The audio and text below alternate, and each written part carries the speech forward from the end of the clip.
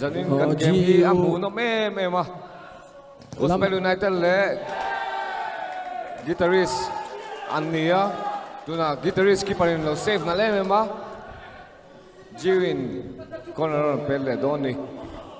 GU hi anin dai lo ti po lang mi alo khopin an khela an game a thale mai agat hi thai me me ya ba bo lai sau da referee lo pe ta tum lo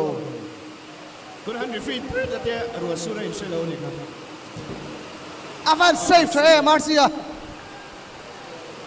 this is safer ไอ้เด็กกีปาร์ให้อัดฉันเลยนี่ Marcia วัดทำไม คนเราเซฟเลยกีปาร์นั้นเนี่ยจะดูแน่ๆไหมอ่ะวันนี้อ๋อElgia Agolo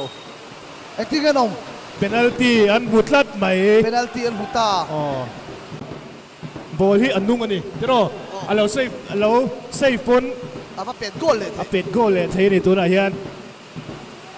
อาเบียนกอสเปย์นะเจตันเป็ดโกลตัวนี้มีเราเคลียร์อักโกลเราอักโกลตัวนี้โอ้อักโกล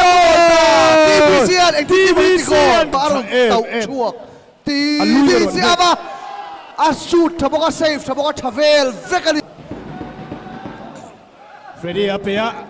อาฟันตังเอาเรามาเราจะอาเซียนเราเซฟอาร์เซียฮีมากับการัดตังอโมยเราตัวมาเราจะเราเซฟ